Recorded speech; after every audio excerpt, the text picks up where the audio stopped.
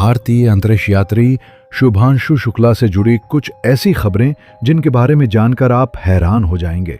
और अगर हम आपको आज की खबरों के बारे में बताएं तो भारतीय अंतरिक्ष यात्री शुभांशु शुक्ला की स्वास्थ्य से जुड़ी कुछ ऐसी खबरों की अगर हम बात करें तो शुभांशु शुक्ला की तबीयत खराब लग रही है और उन्हें कमजोरी तथा थकान जैसी चीजें महसूस हो रही है।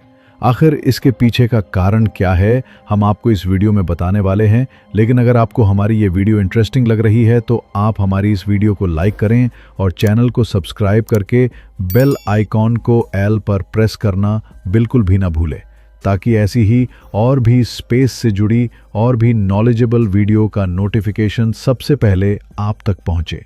तो चलिए साथियों, बढ़ते हैं हम अपने टॉपिक की ओर। तो साथियों, भारत का ये अंतरिक्ष स्पेस मिशन 14 दिनों तक चलने वाला है, लेकिन अभी से ही अंतरिक्ष यात्रियों की तबीयत काफ़ी बिगड़ने लगी है, जिसकी वजह से उन्हें थकान, चक्कर आना, कमजोरी और मांसपेशियों की शक्ति में काफ़ी कमी का अनुभव हो रहा है। और भारतीय अंतरिक्ष यात्री शुभांशु शुक्ला, जो कि भारतीय वायुसेना के पायलट और एक्सियम 4 मिशन के अंतरिक्ष यात्री के रूप में इस मिशन पर काम कर रहे हैं। और 39 वर्षीय शुभांशु शुक्ला ने अंतरिक्ष से अपनी पहली कहाल में लॉन्चिंग की यादों को साझा किया है। और भारतीय अंतरिक्ष यात्री शुभांशु शुक्ला ने अपने इस अनुभव को अवर्णनीय बताया है। और शुभांशु शुक्ला की टीम अगले 14 दिनों तक अंतर्राष्ट्रीय अंतरिक्ष स्टेशन में वैज्ञानिकी प्रयोगों को करने वाले हैं। और भारतीय अंतरिक्ष यात्री शुभांशु शुक्ला ने अपनी इस स्पेस मिशन की जानकारी देते हुए बताया कि जब मैं अंतरिक्ष में भेजा जा रहा था तो मैं ठीक महसूस नहीं कर रहा था और मुझे बहुत नींद आ रही थी और मैं अंतरिक्ष में बच्चों की तरह चलना और खाना पीना सीख रहा था और मुझे ऐसा लग रहा था कि मेरा शरीर आसमान में उड़ रहा हूं। ऐसा लग रहा था कि मेरे शरीर में कुछ भी नहीं है, जैसे कि मैं किसी कागज के टुकड़ों की तरह हवाओं में उड़ रहा हूं। लेकिन मुझे अब बहुत अच्छा महसूस हो रहा है और मेरी तबीयत में काफी ज्यादा सुधार भी आया हुआ है। और मैंने सुबह ही प्रधानमंत्री नरेंद्र मोदी जी से बातें किया और उन्होंने मेरे और मेरी टीम मेंबर्स के बारे में जानकारी लिया, जिनके लिए मैं प्रधानमंत्री नरेंद्र मोदी को तहे दिल से धन्यवाद करता हूं। और अब सवाल आता है कि आखिर अंतरिक्ष उड़ान और शून्य गुरुत्वाकर्षण पर मानव के शरीर पर क्या प्रभाव पड़ता है। तो साथियों, हम आपको बता दें कि संयुक्त राज्य अमेरिका की स्पेस एजेंसी नासा मानव अनुसंधान कार्यक्रम HARP पर कई सालों से शोध कर रही है कि अंतरिक्ष में जाने वाले अंतरिक्ष यात्रियों के शरीर पर इसका प्रभाव कैसे होता है।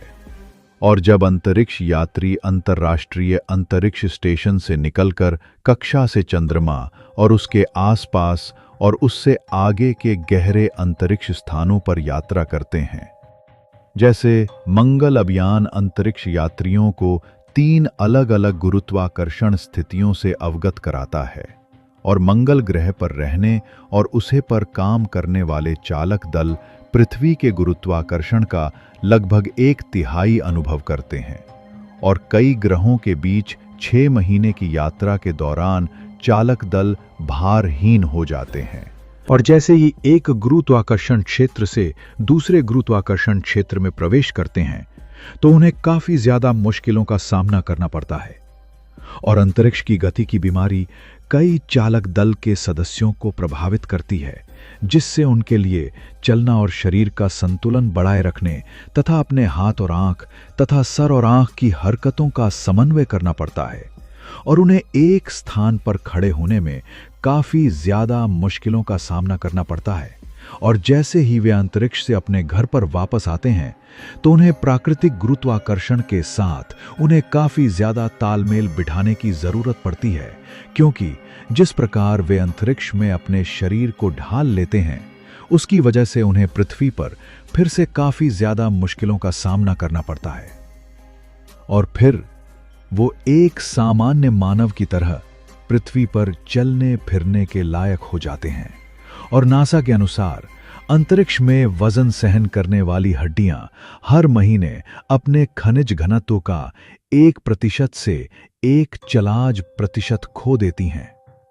फिर भी मानव शरीर पृथ्वी के गुरुत्वाकर्षण से प्रभावित नहीं होता है, लेकिन पृथ्वी पर लौटने के बाद फिर से हड्डियों का नुकसान पूरी तरह से ठीक नहीं हो सकता है, लेकिन उनके फ्रैक्चर का जोखिम कम हो जाता है। और इसके अलावा उनके शरीर में मौजूद तरल पदार्थ सूक्ष्म गुरुत्वाकर्षण के तहत सिर की ओर ऊपर की ओर बढ़ते हैं, जिससे उनकी आंखों पर दबाव पड़ सकता है और उनके देखने की शक्ति कमजोर हो सकती है। निर्जलीकरण और हड्डियों से कैल्शियम उत्सर्जन में वृद्धि के कारण अगर उनका इलाज या फिर उनके प्रतिरोधकों का उपाय नहीं किए जाते हैं, जिनकी वजह से चालक दल में गुर्दे में पथरी का जोखिम अधिक हो सकता है। और रीढ़ की हड्डियों के अल्ट्रासाउंड का उपयोग पीठ दर्द को ट्रैक करने के लिए किया जाता है, जिसे कुछ अंतरिक्ष यात्रियों ने अंतरिक्ष में रहते हुए अनुभव किया था कि MRI और उच्च रिजोल्यूशन इमेजिंग तकनीकों का उपयोग करके अंतरिक्ष उड़ान से पहले और बाद में हड्डियों के घनत्व और मांसपेशियों के आकार में गिरावट का आकलन किया जाता है। और समय समय पर चालक दल के सदस्य अपने फिटनेस स्तर का आकलन करते हैं, ताकि शोधकर्ताओं को यह समझने में सहायता मिल सके कि किस प्रकार अंतरिक्ष उड़ान के कारण हृदय की कार्यप्रणाली में गिरावट आ सकती है। और इसके अलावा यदि किसी अंतरिक्ष यात्री के स्वस्थ आहार और व्यायाम के नियमों का पालन करने में विफल हो जाते हैं, तो सूक्ष्म गुरुत्व में उनकी मांसपेशियां पृथ्वी की तुलना में अधिक तेजी से नष्ट होती हैं। और अंतरिक्ष यात्री शुभांशु शुक्ला और 3 अन्य अंतरिक्ष यात्री फ्लोरिडा से प्रक्षेपित एक्सियोम मिशन 4 पर हैं। यह अंतरिक्ष मिशन 14 दिनों तक चलेगा। तो साथियों, अगर आपको हमारी इस वीडियो में दी गई जानकारियां पसंद आई हैं, तो आप हमारी इस वीडियो को लाइक करें, शेयर करें, और चैनल पर नए हैं तो चैनल को सब्सक्राइब करके बेल आइकन को ऑल पर प्रेस करना बिल्कुल भी ना भूलें, ताकि ऐसे ही और भी नॉलेजेबल वीडियो का नोटिफिकेशन सबसे पहले आप तक पहुंचे। जय हिंद, जय भारत।